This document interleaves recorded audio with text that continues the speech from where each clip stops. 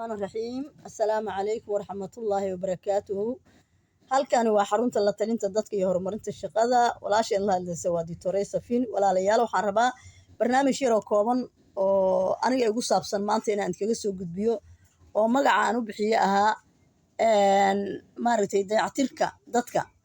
barnaamijkaani aan u bixiyo dayactirka dadka waa daawo aniga aan qaatay oo aan ka soo qaatay iskana soo diiwaan geliyay Tianis.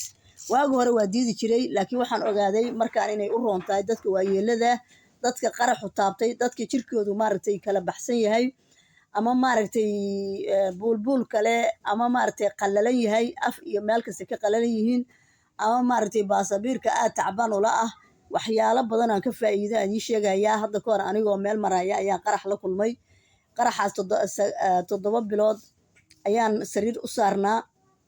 isla markaas daawadan ayaa dad ii faansheen oo la yiri xanuunka ku haya daawadan ayaad qaadan kartaa. runtii daawooyinka markaan dhaqtar badan baan u tagay meel aan marin iyo meel aan leegeyn anoo curweana ma leh.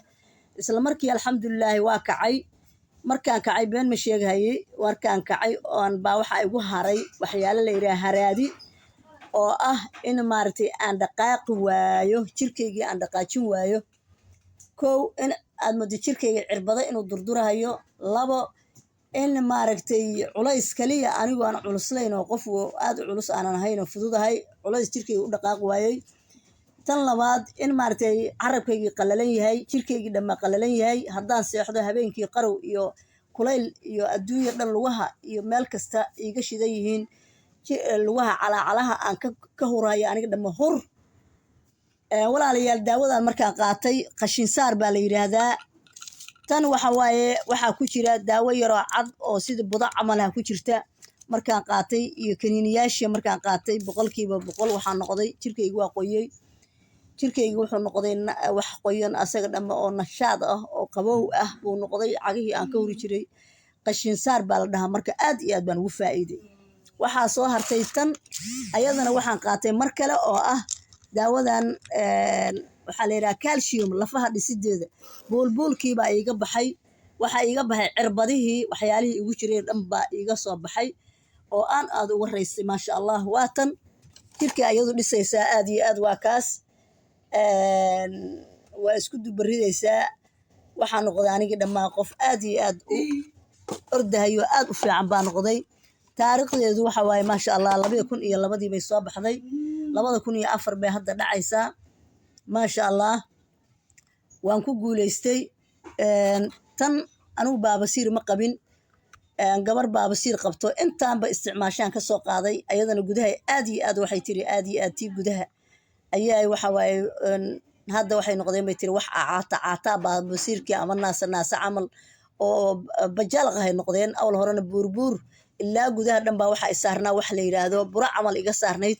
waan ka raystay tiri aad iyo aad maasha Allah. laakiin aniga tan ma isticmaalin. alxamdulillah shukr bil caalamiin waxaan idin sheegayaa daawooyinkan waxay u fiican tahay xanuunada aan soo sheego dhan bay u fiican yihiin. qofkaan diiwaan galsanayn aniga hayla soo xiriiro aniga u soo qaadahaya. maasha Allah sidaan u cun iraadona u cunahayaa.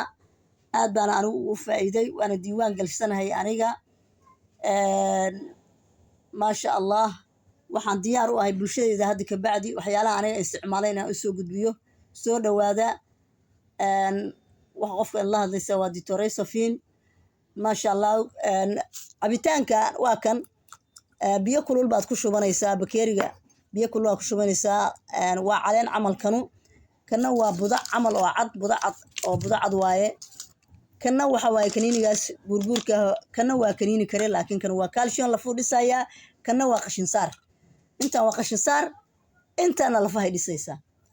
kana baabasiir waa laakiin anu baabasiir ma qabo. gabadhii isku qaadatay saddexda ayaan ka soo qaaday. soo dhawaada. assalaamu calaykum waraxmatullaahi wabarakaatuh.